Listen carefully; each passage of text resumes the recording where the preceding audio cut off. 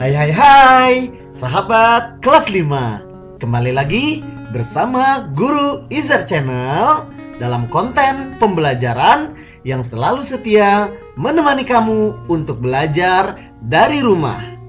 Apa kabarnya hari ini? Semoga kamu selalu sehat walafiat, dan yang paling terpenting adalah tetap semangat menjaga kesehatan dan tetap semangat belajar dari rumah. Pada kesempatan ini, mari kita kembali belajar di tema 7 tentang peristiwa dalam kehidupan. Dan masih di subtema 2 tentang peristiwa kebangsaan seputar proklamasi. Dan kita melangkah ke pembelajaran yang ketiga. Seluruh rakyat Indonesia menyambut dengan sukacita proklamasi kemerdekaan. Peristiwa-peristiwa heroik pun terjadi di berbagai daerah. Pembacaan teks proklamasi memicu semangat pejuang-pejuang bangsa mengusir penjajah. Dalam peristiwa pembacaan proklamasi kemerdekaan Indonesia, ada dua tokoh penting yang mewakili seluruh rakyat Indonesia, yaitu Insinyur Soekarno dan Dr. Andes Muhammad Hatta. Kedua tokoh tersebut dikenal sebagai proklamator. Nah, sekarang bacalah teks proklamator berikut ini dengan seksama. Ikuti alurnya ya. Selamat membaca.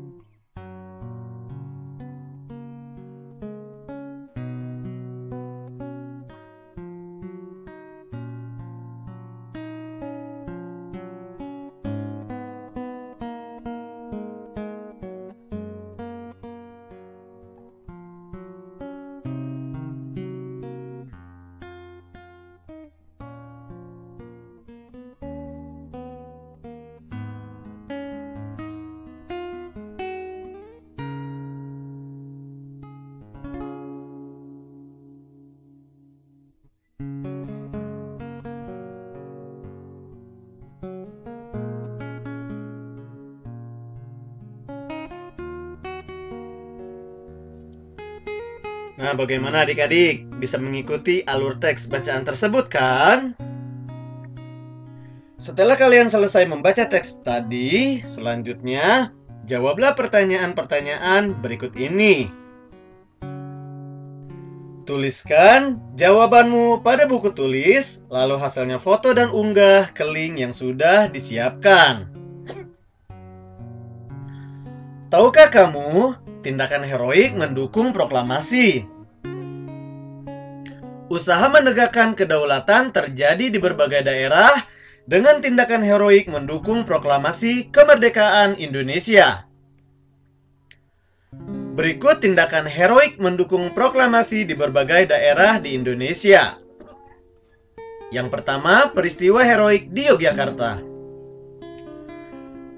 Perebutan kekuasaan di Yogyakarta dimulai pada tanggal 26 September 1945 sejak pukul 10 waktu Indonesia Barat. Para pegawai pemerintah dan perusahaan yang dikuasai Jepang melakukan aksi mogok. Mereka menuntut agar Jepang menyerahkan semua kantor kepada pihak Indonesia.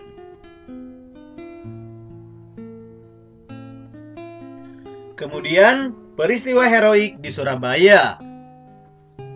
Terjadi insiden bendera di Hotel Yamato, Tunjungan, Surabaya. Orang Belanda mengibarkan bendera merah putih biru di atap hotel. Rakyat kemudian menyerbu hotel, menurunkan dan merobek warna biru bendera itu untuk dikibarkan kembali. Insiden ini terjadi pada tanggal 19 September 1945. Kemudian peristiwa heroik di Semarang.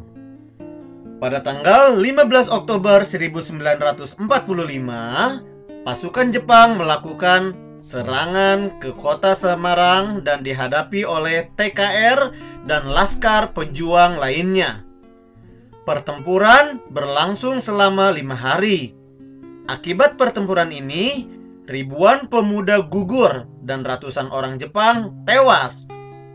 Untuk mengenang peristiwa itu, di Semarang didirikan Monumen Tugu Muda.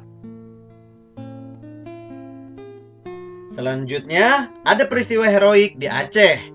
Pada tanggal 6 Oktober 1945, para pemuda dari tokoh masyarakat membentuk Angkatan Pemuda Indonesia atau API. Anggota API kemudian merebut dan mengambil alih kantor-kantor pemerintahan. Di tempat-tempat yang telah mereka rebut, para pemuda mengibarkan bendera merah putih dan berhasil melucuti senjata tentara Jepang. Peristiwa heroik di Bali.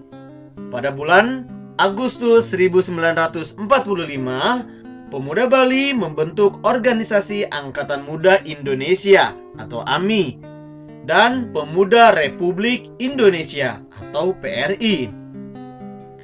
Upaya perundingan untuk menegakkan kedaulatan Republik Indonesia telah mereka upayakan, tetapi pihak Jepang selalu menghambat.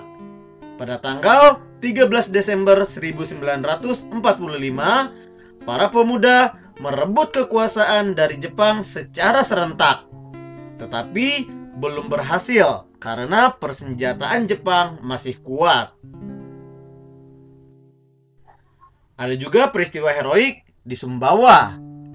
Bentrokan fisik antara pemuda dan Jepang terjadi di Gempe, Sape, dan Raba. Lalu, peristiwa heroik di Kalimantan. Rakyat Kalimantan juga berusaha menegakkan kemerdekaan dengan cara mengibarkan bendera merah putih, memakai lencana merah putih, dan mengadakan rapat-rapat.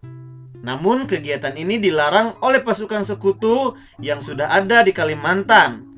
Rakyat tidak menghiraukan larangan sekutu sehingga pada tanggal 14 November 1945 di Balikpapan, depan markas sekutu, berkumpul lebih kurang 8.000 orang dengan membawa bendera merah putih. Selanjutnya, peristiwa heroik di Palembang. Ada upacara pengibaran bendera merah putih pada tanggal 8 Oktober 1945 yang dipimpin oleh Dr. A.K. Ghani. Pada kesempatan itu, diumumkan bahwa Sumatera Selatan berada di bawah kekuasaan Republik Indonesia. Upaya penegakan kedaulatan di Sumatera Selatan tidak memerlukan kekerasan karena Jepang berusaha menghindari pertempuran. Peristiwa yang terakhir yaitu peristiwa heroik di Makassar. Gubernur Sam Ratulangi menyusun pemerintahan pada tanggal 19 Agustus 1945. Sementara itu, para pemuda bergerak untuk merebut gedung-gedung penting seperti stasiun radio dan tangsi polisi. Dari semua bacaan itu, sekarang jawablah pertanyaan-pertanyaan berikut ini. Tuliskan jawabanmu pada buku tulis, lalu hasilnya foto dan unggah ke link yang sudah disiapkan. Tahukah kamu tindakan-tindakan heroik mendukung proklamasi kemerdekaan Indonesia terdiri dari pemuda-pemuda yang ada di berbagai daerah di Indonesia dengan keragaman yang berbeda?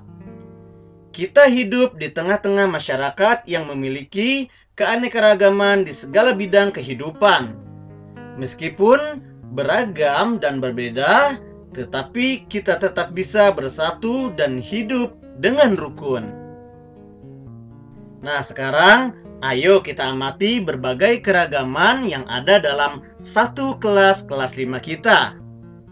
Tuliskan pada tabel berikut ini. Buatlah tabel pada buku tulismu, lalu hasilnya foto dan unggah ke link yang sudah disiapkan. Selamat belajar dari rumah dan tetap semangat menjaga kesehatan.